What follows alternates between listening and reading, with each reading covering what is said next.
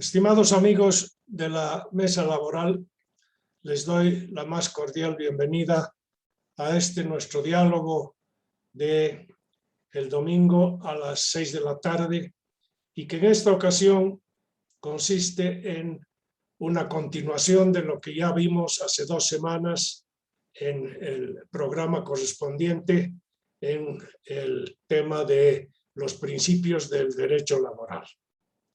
En esta ocasión me acompañan Cristian Améztegui, Magdalena Lambertín y Gonzalo Rodríguez, y vamos a tener el gusto de presentar a ustedes la segunda parte de estos principios de la legislación, no tanto de la legislación, sino de los conceptos del derecho laboral, puesto que los principios son aspectos fundamentales que soportan conceptualmente las pautas y los fundamentos del derecho laboral. En la sesión anterior habíamos visto 2 temas. El principio protector, que se desagrega en 3 aspectos, y el principio de irrenunciabilidad de los derechos. Ahora vamos a entrar con una retoma general de la idea de los principios y después vamos a ver 3 principios. El principio de la estabilidad, el principio de la imprescriptibilidad de los derechos y su límite, y el principio de la ajenidad de los riesgos, que aunque su nombre diga algo difícil, es fácil de entender cuando lo expliquemos. Saludo entonces a los participantes de la mesa y saludo a los que nos están siguiendo por el Facebook, que también se transmite por el YouTube. Empiezo entonces con Cristian Améztegui para solicitarle que nos haga una introducción a la retoma, digamos, de los principios del derecho del trabajo. Adelante, Cristian. Vale, muchas gracias. Sí, es importante, muy importante, el tema principios del derecho del trabajo, porque pareciera ser una abstracción difícil de definir y comprender, pero realmente en la práctica le hace al día a día. Américo Pla Rodríguez, doctrinario del derecho del trabajo, lo describe así. Son líneas directrices que informan algunas normas e inspiran directa o indirectamente soluciones, por lo que puede servir sea para promover, sea para encauzar la aprobación de nuevas normas, sea para orientar la interpretación de las normas existentes y resolver por los altos tribunales o por los usuarios mismos los casos no previstos. Por tanto, no hay qué hacer, no hay normativa cercana y necesitamos ir a los principios. De hecho, en el país, la Constitución Política del Estado regula que el principio está primero, la legislación está después. ¿Por qué? Dice, las normas serán interpretadas en base a los principios. Ahí radica entonces la importancia. Y una de esos principios es el principio de la estabilidad laboral, entendida como darle a la relación laboral la duración más larga posible, prohibiéndose, por ejemplo, el despido intempestivo, el despido sin causa, el despido sin razón, el abuso por parte del empleador, dejando dicha estabilidad a un lado y despidiendo o dejando sin fuente laboral a un trabajador. Pero ahí viene ahora el problema, porque lo que está pasando en nuestro país es que están interpretando que la relación laboral tiene que ser eterna, entre comillas. Nada es permisible para que la vinculación laboral concluya. Y cada vez están cerrando más y más y más las posibilidades, a pesar que hay un límite. Y el límite viene por el entendimiento del derecho humano a contar con un trabajo. Porque contar con trabajo es un derecho humano limitado. Así, el Pacto de San José de Costa Rica, respecto a derechos humanos, dice, por ejemplo, la estabilidad laboral no es absoluta, pues en una sociedad democrática los derechos de una persona están limitados por los derechos de los demás, por la seguridad jurídica de todos y por las justas exigencias del bien común. Es el artículo 32.2, de hecho, de dicho pacto. Y entonces voy a poner una situación concreta que permita un debate más amplio. Resulta que alguien pone con toda su ilusión y invirtiendo su capital, tal vez inclusive todo su capital, pone un hostal y resulta que no le va bien. Y resulta que tiene que desvincular porque primero empezó tal vez con 15 personas, también podrían haber sido 5 o 3, también pueden ser 90. Y resulta que no le va bien y tiene que empezar a buscar soluciones rápidas para salvar el negocio, salvar el capital y el emprendimiento, o en último caso cerrarlo. Y es cuando nos topamos con una pared en el régimen que hay en un área geográfica, de hecho, llamada los países que están conformando el bloque socialista en América Latina, donde no te dejan despedir porque te dicen, no, un momento, usted ya verá qué hace, es su problema. Si usted, no, si usted tiene dificultades económicas, y uno dirá, pero la normativa claramente dice que el límite es necesidades de funcionamiento de la empresa, establecimiento o servicio, artículo 4 del convenio 158. Y te dicen, ok, pero si usted continúa con el intento, pierde la empresa además, porque a eso se le llama empresa social. Por tanto, no puedes despedir y no puedes cerrar, Ok, arrinconando a una sola de las partes, a una sola de las partes hacia el capricho de la autoridad por mala aplicación y el entendimiento del principio, motivo de hoy día, de nuestro tratamiento de hoy. claro, has dado un ejemplo extremo, ¿no? Creo yo que hay que irse a situaciones donde están las cosas mucho más atenidas a los equilibrios entre los actores sociales. Magdalena, continuemos con este principio de la estabilidad. Tus comentarios al respecto, por favor.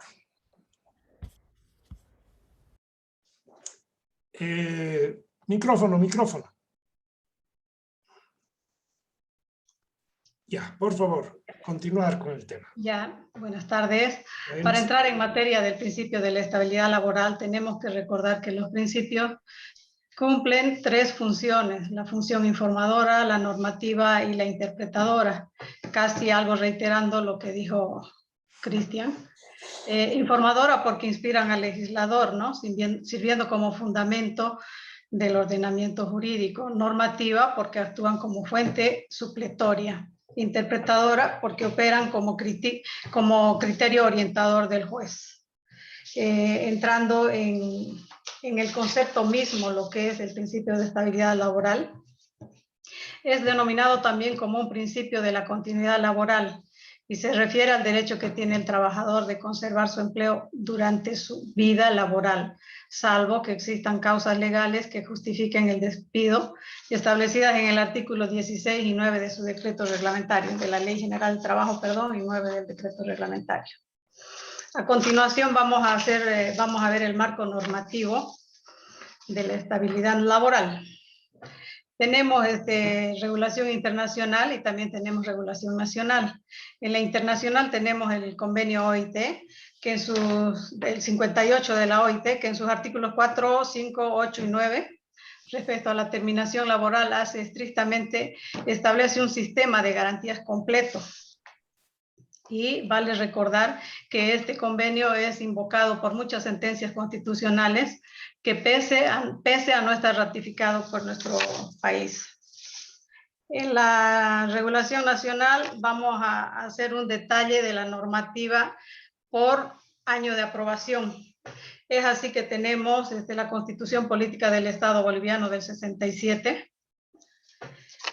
reformada por la Ley 2650 del 13 de abril del 2004. También tenemos la Ley General del Trabajo del 24 de mayo del 39, su decreto reglamentario del 43. Tenemos el Decreto Supremo 21060 del 29 de agosto del 85 y el Decreto 22407 del 11 de enero del 90. Luego el Decreto Supremo 28699 del 1 de mayo del 2006, modificado por el 495 del 2010. Posteriormente tenemos recién nuestra Constitución Política del Estado, que ya está vigente, ¿no? Ya en la Constitución Política del 67 ya se garantiza el principio de estabilidad laboral del trabajador.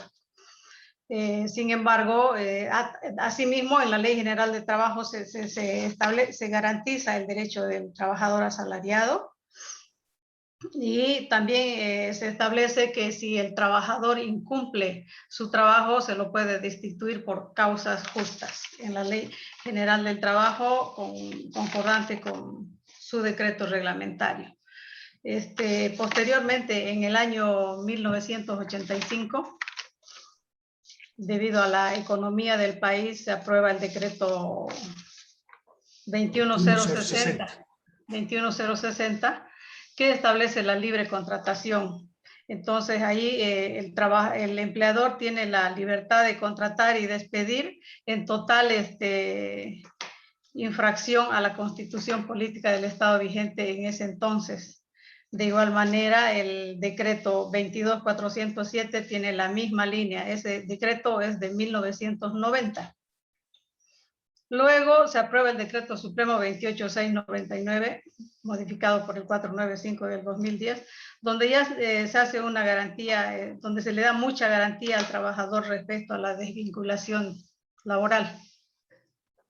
Se le da la facilidad de que puede denunciar, demostrar que no ha sido por causa justa, y simplemente en la vía administrativa se puede instruir al empleador su retorno a su fuente laboral. Posteriormente, la Constitución Política del Estado ya actual, a partir del artículo 46, establece todas las garantías del trabajador. Sin embargo, en el artículo 49 habla específicamente de la estabilidad laboral que se le debe brindar al trabajador. Ok, entonces tenemos toda una fila de normas internacionales y nacionales que ratifican algo que parece lógico. En una relación asimétrica, la ley tiene que proteger al más débil. Y la relación capital-trabajo es asimétrica porque el capital tiene más fuerza de negociación, digamos, que el trabajador. En ese sentido, la protección va al trabajador, y uno de los aspectos es la estabilidad. Ahora, esa estabilidad obviamente está condicionada por varias circunstancias.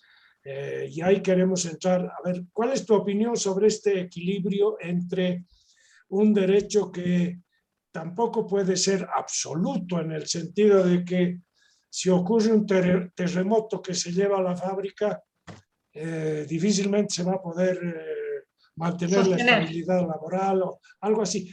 Tu opinión, Gonzalo, por favor. Un saludo, Jorge, Cristian y lo propio Magdalena. Empiezo señalando que si los principios son postulados, son fundamentos, son criterios a tomar en cuenta para comprender el contenido de las normas laborales, para aplicarlas de manera justa, debemos específicamente en relación a la garantía de la estabilidad en el trabajo, considerar que estamos hablando que es una protección frente al despido injustificado. Claro. No es que es un planteamiento o un principio que dice estabilidad 100%, haya justificación, no haya... No. Es absolutamente claro en ese sentido el principio, ¿no? Es decir, es estabilidad que se traduce en prohibición, por si acaso en la Constitución, prohibición de despedir a personal sin justa causa. Y esto lógicamente tiene sustento en criterios del derecho internacional. Para empezar, la Declaración Universal de Derechos Humanos, que es de 1948, que habla del derecho al trabajo en su artículo 23, pero al mismo tiempo a la protección contra el desempleo, ¿no? Entonces acá desde 1948 ya había un mandato. Lógicamente que los derechos humanos tuvieron un rol en principio de bandera moral, si se quiere, y recién a fines del siglo pasado y este siglo tienen carácter vinculante en las diferentes sociedades y países. A esto se ha complementado con el artículo 7 de la Convención Americana, pero en su versión complementaria, el Protocolo de San Salvador, que es la parte complementaria en derechos económicos y sociales, que claramente establece que está prohibido el despido sin justa causa, esa es la palabra que se usa, el vocablo que se usa, y ordena a los países que deben trabajar los criterios para establecer la justa causa del despido y aquello que en consecuencia podría significar que al no entrar en esas figuras de justa causa de despido estarían protegidos. En el caso boliviano se tenía una herencia, la herencia de la Ley General del Trabajo, que estableció ya en 1939 un artículo 16 donde están las causales de despido, y en consecuencia, si se incluyen esas causales, lógicamente es, digamos, inaplicable el principio, bueno, en realidad se aplica correctamente porque hay justa causa para el despido. No cabe la interpretación de que es una protección ante cualquier contingencia. Entonces, en ese sentido, es que debemos entender que este principio es la regla general y la excepción que tiene, como todo principio, es justamente los parámetros que cada país ha establecido en su legislación como causales de despido. En ese sentido, habría que tomar en cuenta. O sea que son tres niveles. Hay un nivel general de protección, hay un nivel de excepciones que se presentan y que pueden estar en la legislación, pero también hay fallos judiciales, hay jurisprudencia que se construye a partir de circunstancias concretamente aparecidas en una realidad nacional. Perfecto, yo creo que es claro el principio de estabilidad, es una regla general, pero que tiene su aplicación y que vamos a ver con la complementación que viene después en otros principios. Pero, perdón, Horst, a ver. pero yo muestro algo, que el sesgo que hay entre las normas escritas respecto a la realidad ha generado como un aspecto de ingenuidad. Les muestro lo siguiente, que muestren un caso en los últimos 15 años donde una reincorporación en Bolivia haya salido en favor de la empresa. Un caso, uno. No hay, todos son pro trabajador, todos. Que ocurre un tema de inocuidad, es decir, de falta contra la inocuidad alimentaria, no importa, no pasa nada. La reincorporación está ahí. Y aspecto que estas últimas semanas ha quedado con un candado doble. Cuando el Tribunal Constitucional ha sacado una resolución de doctrina constitucional número 1 del año 2021, donde dijo, dijo, se cierra el candado. No pueden haber reincorporaciones en favor del empleador si el Ministerio de Trabajo no lo autoriza, porque de aquí en adelante dice, el Ministerio saca su conminatoria y esta tiene que ser ejecutada en amparo constitucional si el empleador no cumpliera lo que dice el Ministerio, de forma directa en cuanto al alcance, en cuanto a la pertinencia al contenido y además contenidos como indirectos como salario y otras prestaciones que se estarían debiendo. Bueno, con una excepción a todo lo que acabo de decir, que muestra la vergüenza del sistema que tenemos, que hace que sea imposible lo que llaman despido con justa causa. Y es esta. La excepción es cuando vienen casos recomendaditos, ejemplo, empresas públicas, donde el ministerio agarra y les dice, no, muy complicado tu caso, yo no puedo resolver conflictos. El artículo 9 del Código Procesal del Trabajo dice que el único que puede resolver conflictos laborales es el juez laboral, por lo cual se determina caso controvertido. Así que nunca sacan un no reincorporación, siempre es o reincorporación, 99.7% de los casos, por decir un número, y un pedacito para ciertos casos elegidos de caso controvertido, resuélvanlo ante quien corresponda. Eso está ocurriendo, muestro la aplicación real del principio en nuestro medio. Gracias. Okay. Puede ser verdad y debe ser verdad lo que estás diciendo, pero creo que estamos en una situación de excepción. En general tenemos una desinstitucionalización del país que no solamente está en el ámbito laboral, está en todas las relaciones del Estado con la sociedad. Tenemos una serie de problemas en el ámbito judicial, tenemos una justicia que está calificada con todo tipo de epítetos negativos por parte de cualquiera y que estamos al borde de eventualmente iniciar un proceso de reforma judicial que seguramente va a cambiar en algo lo que tenemos ahí mencionado por una correlación de fuerzas que nos ha traído el proceso electoral. El proceso electoral ha decidido que este es el tipo de gestión Estas son las personas que representan hoy en día a la sociedad en el ámbito político, y en función de eso hay realmente, como ya lo hemos visto N veces en el año pasado y en el periodo pasado, arbitrariedades y sesgos interpretativos del Ministerio de Trabajo y sus instancias. Pasemos al siguiente principio. Nos podríamos quedar aquí empantanados haciendo especulaciones sobre la situación específica, si vale o no vale. Porque hay un nuevo principio que también está complicado. ¿O tú querías decir algo, Gonzalo, antes? Por favor. No, simplemente muy breve, ¿no? En estas semanas yo he redactado, he patrocinado 5 amparos constitucionales del sector privado. 2 resultaron, uno negativo y otro tener que retirar el amparo. ¿Por qué razón? Porque en la vía administrativa el Ministerio del Trabajo se echó para atrás. Ya. O sea, ya ahí tienen una idea, ¿no? O sea, 40%, ¿no? Resulta que el ministerio no protegió al trabajador. 60% sí lo hizo, de 5 casos. El contenido de esas resoluciones, de esas combinatorias, ninguna de sus redacciones en estos años que llevo, ninguna se alusiona a los principios.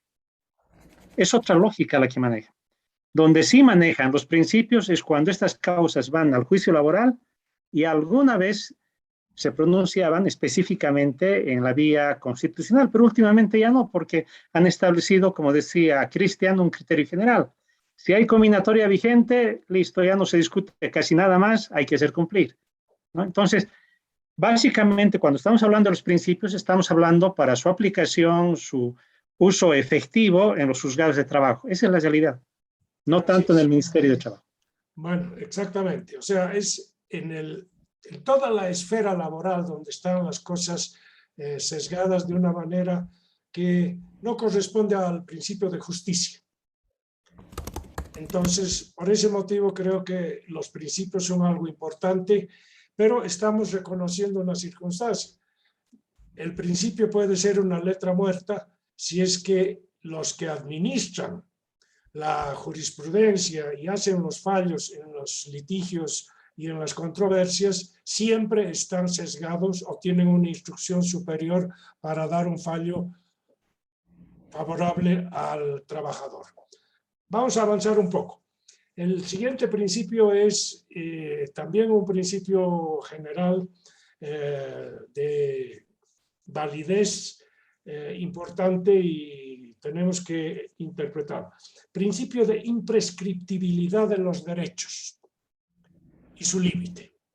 Gonzalo, empecemos contigo con la primera vuelta. Gracias, Jorge. Debo señalar de partida, para no usar las mismas palabras, que no hay uniformidad respecto a considerar la imprescriptibilidad como un principio. He revisado doctrina, en la misma Constitución Política del Estado está como una previsión de orden legal constitucional, pero si uno se fija, el listado de principios que recomienda o que obliga a la Constitución no contempla la imprescriptibilidad. Este es diríamos así, una figura jurídica que habla del efecto del tiempo sobre la aplicación, la pérdida, la extinción o la adquisición de derechos, como en cualquier rama del derecho en general, ¿no? Entonces, yo no tengo la certeza, no puedo decir ahorita voy a hablar del principio de imprescriptibilidad, pero sí puedo hablar del mandato constitucional en sentido de que son imprescriptibles las acreencias de los trabajadores, de las trabajadoras. Pero, ¿qué significa la creencia? Es decir, aquello que se le debe prácticamente en moneda constante y sonante, en dichos populares, ¿no? No resulta una aplicación amplia, general a otros derechos. Y de esto se tiene una experiencia en relación al propio criterio que hemos discutido anteriormente sobre la estabilidad laboral. Por ejemplo, ya hay una jurisprudencia sentada inclusive con esta Constitución, tanto del ámbito constitucional como de la judicatura laboral, que establece que si el trabajador no reclama dentro de los próximos 3 meses al despido o al último acto que hubiera hecho para reivindicar su reincorporación, caduca su derecho a plantear su incorporación en cualquiera de las vías, ¿no? Ya sea administrativa, ya sea judicial, ya sea constitucional. Entonces, ¿dónde está la imprescriptibilidad si fuera principio? Resulta que no, ¿no? Porque ahí han usado la palabra las acreencias, es decir, aquello que, en otras palabras, estamos hablando de los beneficios sociales, de los sueldos, e inclusive hay criterios que han vertido desde la Corte Suprema en su momento y últimamente el Tribunal Supremo de Justicia en relación a las vacaciones devengadas, ¿no? Donde ellos consideran que si una persona ha acumulado más de 2 vacaciones, no se ha monetizado y solamente la imprescriptibilidad es sobre lo monetizado. Por tanto, habría perdido sus reclamos sobre otras vacaciones. Entonces, esto es muy relativo, ¿no? Lógicamente que hay un avance social, podríamos decir, porque antes, con la legislación del 39, de 1939, todos los derechos, en general todos, absolutamente todos los derechos laborales prescribían a los 2 años, ¿no? Si uno no accionaba o no rompía la prescripción en ese lapso de tiempo, lógicamente su reclamo ya era prácticamente sin sentido, porque corría el riesgo de que por la vía de la, bajo el argumento jurídico de la prescripción, ya no atiendan judicialmente su reclamo. Entonces, esto ha progresado, pero lo ha hecho sobre todo en el ámbito de haber rescatado criterios que vienen de derechos fundamentales y de derechos humanos, porque desde la vigencia, la influencia de los derechos humanos se consideran que los mismos son imprescriptibles. De ahí viene la influencia, ¿no? Entonces es la nueva corriente que ha influido. Pero reitero una vez más, este es un mandato, una previsión constitucional que aún tiene restricciones y que hay discusión todavía o hay un vacío en la construcción doctrinaria respecto a si evidentemente es principio o no es principio. Ok, Magdalena, su opinión. Respecto a la imprescriptibilidad, yo tengo que el artículo 48.4 de la actual Constitución habla de que los derechos para el trabajador son imprescriptibles. Sin embargo, esa imprescriptibilidad corre a partir de la aprobación de la presente ley, es lo que tengo en vigencia de la presente Constitución. Ya. Cristian, tu opinión sobre esto. ¿Y cuáles serían los límites que tú conoces? A ver, tenemos que dividir el tema en 2. Prescripción del derecho versus prescripción de la acción laboral. Entonces, escuché de Gonzalo que se estaba refiriendo, por ejemplo, a la prescripción de la acción, en sentido que desde que termina la vinculación laboral, tengo 2 años para tribunales, 3 meses ante el Ministerio de Trabajo, especialmente para reincorporación, y amparo constitucional deja un vacío, se deja un vacío, existe un vacío, en sentido que hay varias sentencias constitucionales que dicen, todas para el tema laboral, que dicen, el tema laboral es de urgencia, porque de eso depende la educación, la alimentación, la vestimenta y la vivienda del trabajador, por lo cual no es aceptable que un trabajador utilice 6 meses para pedir, por ejemplo, una reincorporación en amparo constitucional, mostrando que no es su única fuente de ingresos, provisto que la urgencia hubiera motivado a que lo haga rápidamente, y será unos días, dice, unos días. Bueno, pero esa es la prescripción de la acción. El centro de nuestra discusión viene por la prescripción del derecho. Prescripción del derecho. Y ahí tenemos que históricamente hacer una pequeña diferenciación, porque si bien la nueva Constitución Política del Estado regula que los derechos laborales no son prescriptibles, pero esa prescripción no se da desde la nueva Constitución, tal y como dijo Magdalena y dijo Gonzalo. La norma previa era el artículo 120 de la Ley del Trabajo, 163 del reglamento también, en sentido que derecho laboral que no se ejercitaba efectivamente se perdía en 2 años. Pero como ese artículo, esos 2 artículos, 120 de la ley y 163 del reglamento, estaban todavía vigentes hasta un día antes de la aprobación de la nueva Constitución, entonces, en la práctica, los derechos laborales han dejado de prescribir el 6 de febrero del año 2007, es decir, 2 años antes. Por tanto, una aplicación práctica se tiene cuando alguien dice, ¿y cuánto se está acumulando de vacación. Es decir, ¿cuánto tiempo es el no ejercicio de vacación por parte de un trabajador su máximo de acumulabilidad? Y la respuesta es, están acumulando desde el 6 de febrero del año 2007 hasta el presente. Por una parte, y por otra, porque el empleador es quien tiene que emitir el cronograma de goce de vacación, por tanto tiene culpa si no está dando las vacaciones respectivas.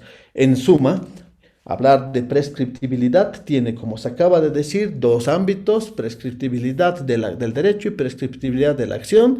Y en cuanto a derecho, estamos hablando de un corte hacia 6 de febrero del año 2007, respecto de lo cual hay ya mucha jurisprudencia sobre el tema. Por ejemplo, tengo el Auto Supremo 93 del año 2014 o el 163 del año 2011 sobre el tema. Entonces, ese es el límite, Horst. Ok. Pero eso significa que este es un principio que está gelatinoso en la situación laboral del país, porque no están claras las fechas de vigencia, no está claro exactamente cuánto de la imprescriptibilidad hay que tomarlo como un principio rector y qué otras circunstancias pueden justificar opiniones diferentes. Gonzalo.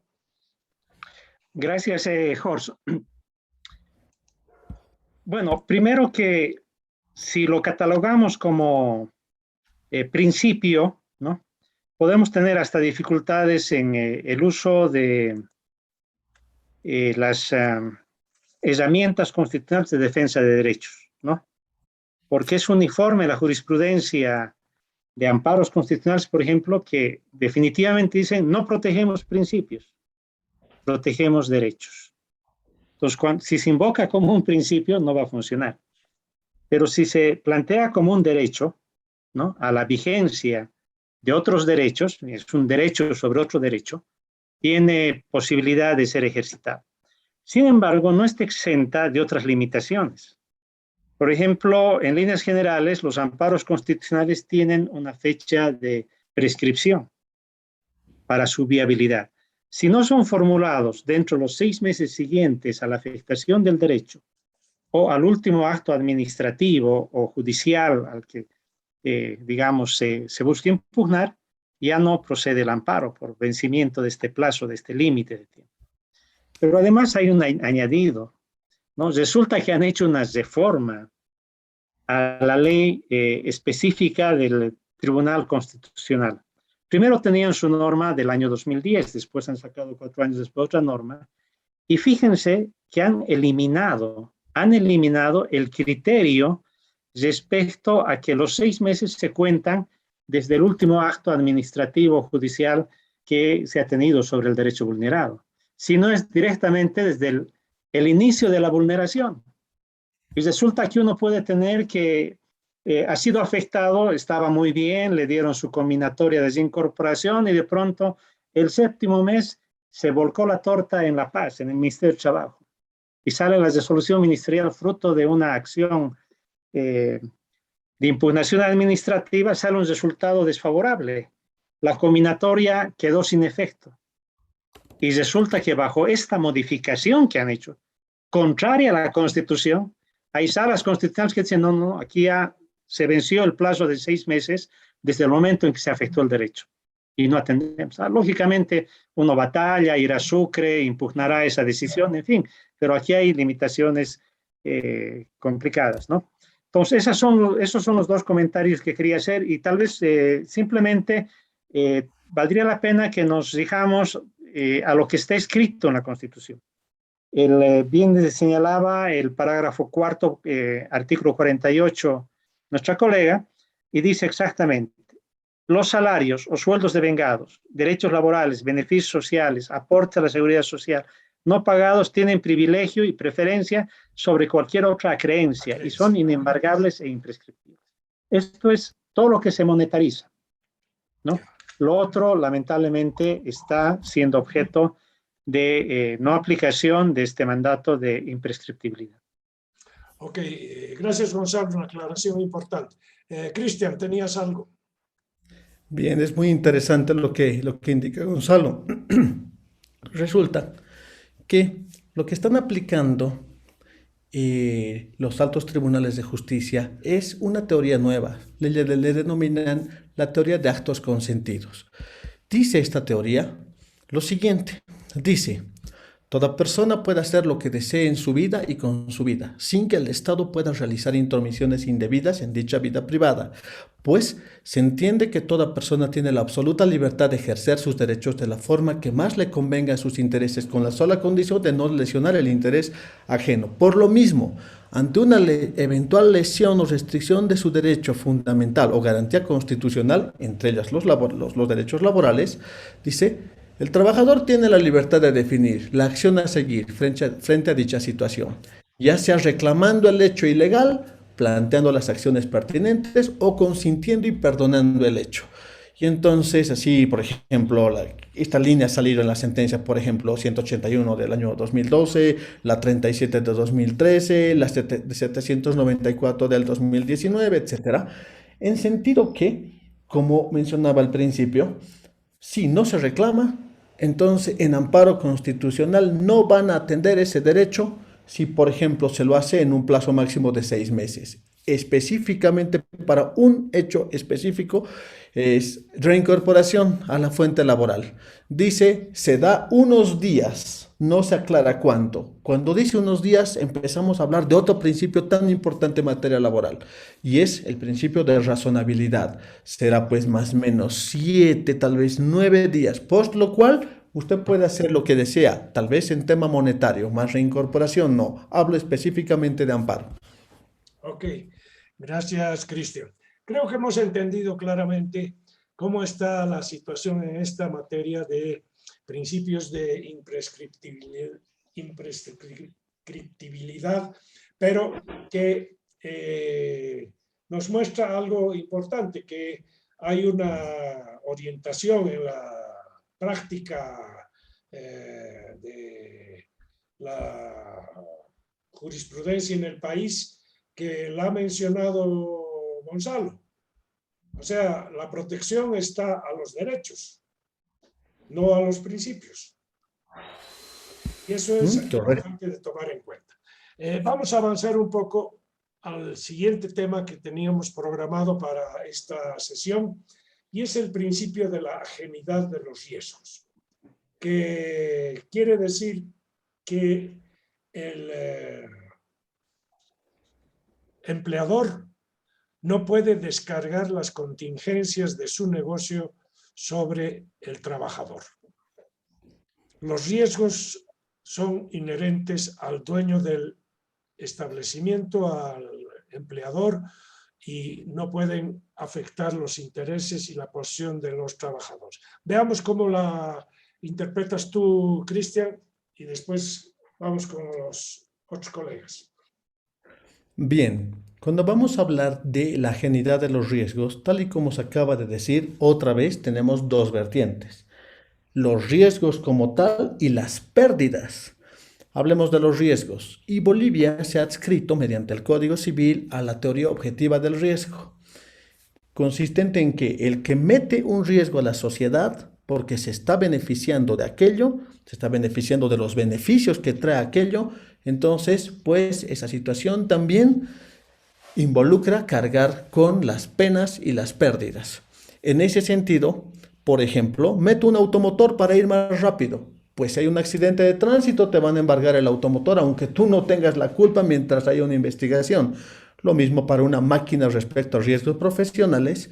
Y finalmente, cuando hay así un accidente o riesgo profesional, de antemano ya dicen, ¿hay muerte? Sí, perfecto, usted tiene que pagar 24 promedios indemnizables junto al finiquito, sin importar quién haya tenido responsabilidad respecto al evento, al hecho, la lesión y en el caso concreto la muerte. Bueno, pero hay un caso también concreto que es la segunda vertiente y es las pérdidas. La típica pregunta, y lo voy a poner como un ejemplo, me encantan los ejemplos extremos porque muestran casos complicados que hacen pensar. Resulta que alguien, administrador de la empresa, por ejemplo, no hace su declaración a la OVT, Oficina Virtual de Trámites de la Planilla Salarial, en abril, por decir, del año 2021. Y resulta que recién se dan cuenta del tema en septiembre de 2021 y hasta ese momento la multa son 390.000 pesos. Esta persona tiene un salario, por decir, de, no sé, 5.000 bolivianos. Van a cobrarle por aplicación del artículo 43, oración final, que dice, el que causa una pérdida en materia laboral tiene que resarcirla en concordancia con la ley civil. Básicamente la ley civil es el 984 del Código Civil. Van a cobrarle entonces los casi 400.000 pesos de a 5.000 en 5.000, en el entendido que además por razonabilidad ya no hay norma escrita que ponga un límite de descuentos. Antes había, era 20%, pero ya no está vigente esa norma. Pero la razonabilidad vuelve a tener peso. ¿Y cuánto será lo máximo que yo podría descontar sabiendo que la persona tiene que sobrevivir con este dinero? Llegamos a lo mismo, será un 20% aproximadamente.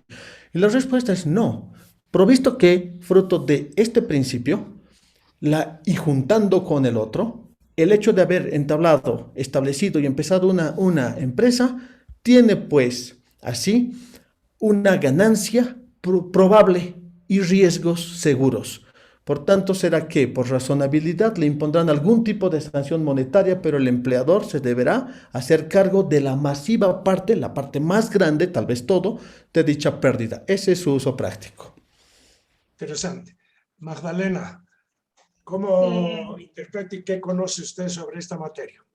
Ratificando lo que dice Cristian, pero dicho de otra manera, aunque existan situaciones adversas para el empleador o pérdidas, el único que asume todo es el empleador. El trabajador simplemente, el empleado, mejor dicho, trabaja por cuenta ajena, sin interesar los resultados de las pérdidas de la empresa. Ok, Gonzalo. Bueno, resulta que este principio, debo decirlo que no lo he estudiado a profundidad, pero en su complejidad que se ha planteado, nos lleva a tratar de entender algunas situaciones específicas, ¿no? Hay obligaciones que tienen los empleadores que en muchos casos no son previstas. Hace poco, estas semanas, hemos tenido una especie de escándalo, después una reacción de solidaridad, después de abstención al respecto con J. Burger de Santa Cruz, ¿no? Ha habido un accidente laboral que no se conocía, un trabajador perdió 2 dedos de la mano y bueno, se conoció porque apareció el dedo en la hamburguesa y bueno, ahí se armó el escándalo. Al principio la reacción de la sociedad cruceña fue de apoyo, ¿no? Porque todos le habían caído encima con el escándalo, primeramente como contaminación o insanidad, etcétera, etcétera, ¿no? Y resulta que estaban saltando a la empresa y salió la solidaridad que se debe ayudar a quien es emprendedor. Pero llegado el momento cuando se conoce que hubo un accidente laboral y hay una persona que ha resultado afectada en su capacidad laboral, entonces ya se abstiene la sociedad cruceña. Y todos sabemos que había y hay normativa laboral, ¿no? Que debió ser tomada en cuenta sobre seguridad social. Y resulta que no acudieron a la seguridad social, ¿no? Le hicieron una atención particular. Y ahora uno se pone a pensar qué va a ser de la vida futura de esa persona. No sé si es joven, no es joven, pero igual tiene una vida laboral futura que está en riesgo, ¿no? O que está, perdón, está afectada a causa de este riesgo. Y en consecuencia de lo que se trata es de facilitar el acceso a estas previsiones del ámbito de la seguridad social que son complementarias al mundo del trabajo. Claro. Y lo propio, para sellar esto, en casos de otro tipo de riesgos que asumen las empresas frente a catástrofes, hay seguros, ¿no? Que en Bolivia tenemos poca cultura, tal vez es un costo también muy importante. Seguros contra incendios, en otros países donde ha surgido con mucho auge el capitalismo, esto ha cobrado fuerza, es parte del mundo capitalista la vida de los seguros, ¿no? Y lo que nos está faltando es impulsar el valor de esto y promover que se haga uso. Y en muchos casos que el Estado también promueva de forma tripartita, eso alguna vez les había planteado, ¿no? Una empresa que están haciendo le cuesta aportar el 10% para la seguridad social. Pero si es una empresa que están haciendo, ¿por qué no le apoya el Estado? debió ser sobre la base del aporte tripartito. ¿Por qué no hubo un aporte estatal para ayudar a ese emprendimiento? Entonces creo que hay que buscar algunos equilibrios en esto que permitan encarar satisfactoriamente para ambas partes, ¿no? Esto me lleva a pensar lo siguiente. Hemos visto los 3 principios que son principios que al principio parecen de una gran solidez y son robustos, pero encontramos que su transformación en criterios ya para la acción práctica, para la solución de controversias, de demandas, de amparos, etcétera, no es tan simple.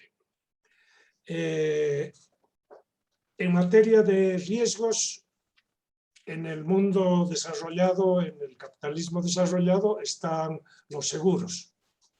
Y hay seguros de toda índole, incluyendo los muy conocidos seguros de los médicos. Los médicos se aseguran contra las demandas de mala práctica y ahí hay un litigio entre los seguros y los médicos, etcétera, por, digamos, accidentes que ocurran o por descuido que haya ocurrido y hay una víctima que demanda. En el mundo laboral no existen seguros para el trabajador. No existen seguros para el caso de que cometa una acción que traiga consecuencias, pérdidas o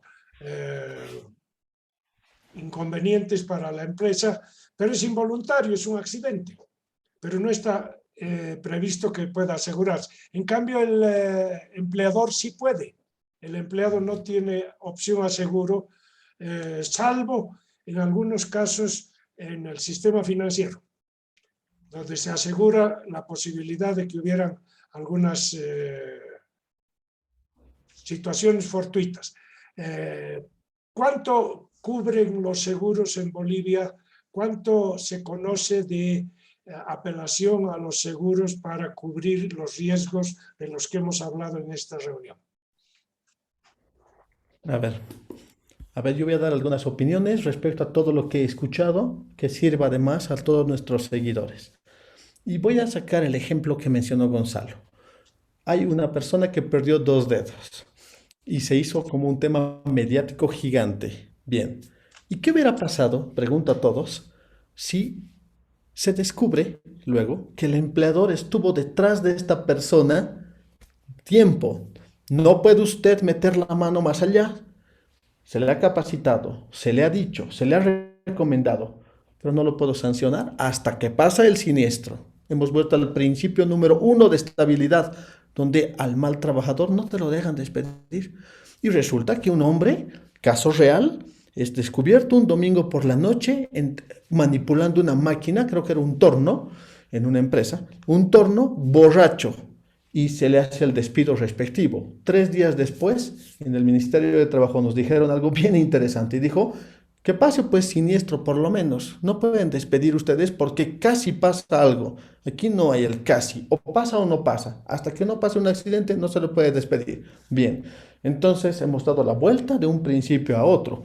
Primero, por otra parte, el Código de Seguridad Social me habla de lo que llaman riesgos extraordinarios, muy sujetos realmente a cierta forma de abuso, porque resulta que por evitar el gasto pueden finalmente decirte que el riesgo no tiene cobertura de ningún tipo de seguro, pero que van a dar la asistencia médica inmediata, llamémosle de emergencias y urgencias, a cuenta de cobrarle al responsable si el responsable es hallado en que lo ocurrido es fruto de lo que llaman negligencia extrema, llamémosle. Entonces es una buena pregunta que hace Horst, en sentido que el empleador puede tomar puede tomar lo que llaman coberturas para riesgos operacionales, riesgos de lo que llaman responsabilidad civil, entre otros, pero el que realmente tendría que estar a cargo de esto, sin dudarla, es la seguridad social, porque no hay una póliza, excepto la póliza de salud, si quieren, la que un trabajador pudiera adquirir a su favor ante una circunstancia como estas. Bien, ahora finalmente voy a dar otro ejemplo. ¿Cuál es el objeto del seguro? El contrato de seguro tiene un objeto, como cualquier otro contrato. Y es llamativo, pero el objeto del contrato de seguro es el interés asegurable entendido como el deseo que tiene el que toma el seguro o el protegido, llamémosle el asegurado, de que no ocurra un siniestro demostrable por su actitud y por su comportamiento.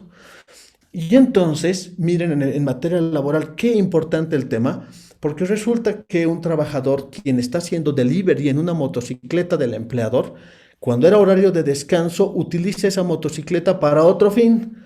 Y justo por mala suerte, en ese otro fin hay un accidente y la compañía de seguros dice, yo no cubro esto porque yo he asegurado riesgos profesionales, no uso malicioso o uso, si quieren, uso desproporcionado y además uso negligente del automotor para otra cosa. Y la Seguridad Social dice, después de investigar el hecho, no, yo tampoco cubro, esto es un riesgo extraordinario porque no ha ocurrido en horario laboral, aunque sea el bien del automotor. ¿Quién cubre esa contingencia? Nadie.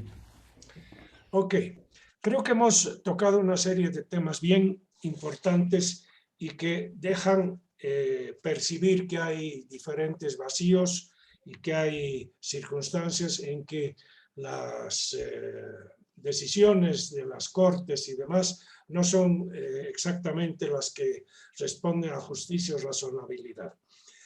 Como el propósito de nuestras sesiones y nuestros diálogos es tratar de generar propuestas, ideas, planteamientos sobre lo que se debería cambiar en nuestra normativa, lo cual por derivación llega lo que se debería cambiar en nuestra práctica. Para diferenciar entre lo que son los cambios de los usos de lo que son los cambios de los abusos. Y lo que hemos visto es que en el marco de nuestra situación sociolaboral en este momento hay más abusos que usos que se tengan que cambiar. ¿Cómo piensan ustedes? ¿Qué serían las recomendaciones emergentes de lo que hemos hablado? ¿Qué es lo que se tiene que plantear para la deliberación de los especialistas de las tres partes, Estado, trabajadores y empleadores? ¿Cómo debemos enfocar esta situación de normas, principios, derechos, usos y los abusos? Los abusos no los tomemos en cuenta, no es nuestro objetivo cambiar eso, eso se tiene que cambiar como consecuencia de otros cambios que deben ocurrir. Es el caso de la justicia en general. No vamos a tratar de cambiar los abusos de la justicia en este momento si no cambiamos previamente su estructura, su normativa y su forma de designación. Adelante, vamos. Primero con Gonzalo, después Magdalena, después Cristian para cerrar. Bien, básicamente entiendo que debemos esforzarnos por alentar lo que se llaman las buenas prácticas laborales. Es decir, rescatar todo lo positivo de la legislación laboral, todo lo protectivo que tiene, no solamente en términos de principios, sino de aspectos prácticos, ¿no? La seguridad social de corto plazo y de largo plazo es una valía enorme, ¿no? Y por tanto debiéramos alentar de que la parte empleadora y los trabajadores comprendan el valor de ese conjunto de elementos. Porque no solamente resulta que a veces el empleador es reticente a asegurar, por ejemplo, sino que el trabajador también es complaciente, porque un trabajador joven no entiende el valor del seguro social, ¿no? Y como decía Cristian, consciente que no se lo asegure, consciente que no se aporte a la seguridad social de largo plazo, y cuando hay el accidente resulta que no puede tener una pensión de invalidez, por ejemplo, ¿no? Entonces, se trata de construir algo en la mentalidad de las personas y lamentablemente algo que debió hacerse desde el colegio, la escuela o la universidad no se hace, ¿no? No se ha generado un conocimiento suficiente de los derechos laborales que hacen también a los derechos empresariales en la actividad laboral. Entonces, aquí habría que replantearnos, tal vez las universidades y los propios colegios debieran asumir como un tema transversal la difusión, la toma de conciencia, el conocimiento sobre los derechos. Y sobre esa base, lógicamente, las relaciones inclusive serían más llevaderas, más armónicas, porque podrían acordar desde de entrada en una relación laboral cosas que estén apegadas no solo a derechos, sino que además establezcan las reglas de juego claras. Y uno sepa que si va a usar, como decía Cristian, la moto fuera de horario, ni el seguro le va a cubrir. Entonces, Claro. es un problema de información, de conocimiento, de conciencia, y eso se construye, se genera, se induce, se trabaja, y eso lamentablemente no está promoviendo ni el Ministerio de Trabajo, que debió haber sido uno de los entes encargados. No lo hace, no hay quien lo haga, pero alguien tendrá que hacerlo y debiéramos exigir que lo hagamos. Y habrá que hacerlo desde ese ministerio, Ministerio de Educación, universidades, tal vez una acción muy de amplio alcance, ¿no? Esa es mi sugerencia al respecto. Claro, la permisividad con las transgresiones genera a la larga perjuicios para el funcionamiento de la sociedad en su conjunto. Magdalena. Sí, aparte de las buenas prácticas laborales que sugiere el doctor Rodríguez, también considero que se deben emitir normas equilibradas, ¿no? En sentido de proteger a ambas partes, no solamente al empleador, sino también al trabajador en cuanto a seguros. Algo que se nos pasó que el 10 de mayo de este año ya existe un seguro para el trabajador de la construcción. Entonces, si existe un seguro que cubre hasta 7.000 bolivianos para gastos médicos del seguro de la construcción, así de la misma forma debería existir un seguro para todas las áreas, en mi opinión. Perfecto, muy claro. Cristian, a ver, redondeamos todo. A ver, yo creo que aquí hay un tema de, últimamente, debe ser los últimos 15 años, se habla mucho de derechos, reivindicación de derechos, pero casi no escucho que alguien habla de obligaciones. Es decir, tengo derecho a esto, a aquello y aquello, pero nadie me dice, y mis obligaciones también, por otra parte, son estas otras. Bueno, lo que yo he visto, hace años, muchos años, yo trabajaba en la Seguridad Social Británica. Y resulta que había muchísima capacitación, pero capacitaciones cortas y precisas, con pequeñas herramientas. No son gran cosa, no son las grandes teorías. Por ejemplo, puedo mencionar el sistema checklist, de que quieres que salga bien, tienes que seguir A, B, C, D y E, 5 pasitos, y nunca va a fallar. Y no una capacitación de 4 días, que al final uno sale con 30.000 ideas, pero no puede aplicar los 5 primeros pasos, digamos, por ejemplo. Y resulta que otra cosa que he aprendido es, una vez alguien me lo hizo notar, esto hace también muchísimos años, trabajaba para la cooperación japonesa. Y resulta que un experto japonés me dijo un día algo que me hizo pensar y dijo, lo que a ustedes les falta es vergüenza social, me dice.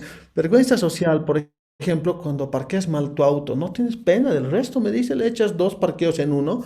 Y en cambio, me dice, por lo menos en nuestro país, todo el mundo está pensando en sí, pero en los otros también, dentro de lo que acabo de mencionar. Tengo derecho, pero también tengo obligaciones, y si esto trasciende a más y pasa algo, van a caerme con algún tipo de multa o penalidad severa, la policía y esas cosas. Entonces juntamos pequeñas cosas y creo que podemos conseguir grandes cambios, y eso involucra sobre todo, yo creo, las personas, pero las autoridades, que no se equivoquen tanto. Una pregunta para nuestro programa.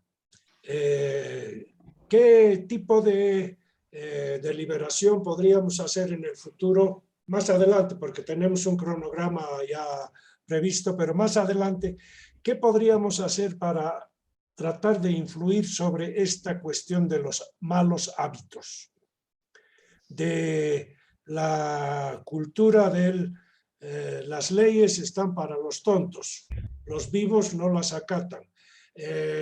Asumimos riesgos bajo la idea de que, bueno, si pasa algo, vamos a tratar de apelar a nuestras influencias para que no haya castigo, no haya sanción a las transgresiones. ¿Hay alguna sugerencia más allá de lo que ha planteado Gonzalo, que es empezar en la base, empezar en la educación, empezar en la familia, tratar de inculcar en la escuela una serie de hábitos, de principios, de conducta que hagan más horizontal la cohesión en el país y que sea como en el Japón? La gente, o en Noruega, o incluso en otros países, la gente acata las disposiciones porque así ha sido educada. No necesita tener un palo detrás ni una cámara de vigilancia, sino está acostumbrada a comportarse de una manera razonable con la sociedad y los riesgos que se pueden generar de su propia conducta. Piensen ustedes en temas para nuestra programación del futuro. Yo les agradezco muchísimo por este programa. Dejamos la tarea pendiente. Tenemos que armar la pedagogía de las conclusiones que hacemos en nuestras deliberaciones en estas circunstancias. Gracias Magdalena, gracias Gonzalo, gracias Cristian. Tengan ustedes todavía un feliz fin de domingo y recuerden que el martes es el día de la primavera, es el día de los enamorados, es el día del amor, etc. Es un día muy especial, el 21 de septiembre, en nuestro calendario de onomásticos y de conmemoraciones. Que tengan ustedes un buen fin de semana y a nuestros seguidores por Facebook y por YouTube les deseo también una buena jornada al final de esta discusión. Buen domingo, hasta la próxima. Saludos. Gracias. Gracias, un abrazo Magdalena, Cristian. Igualmente, Un saludos. abrazo. Feliz.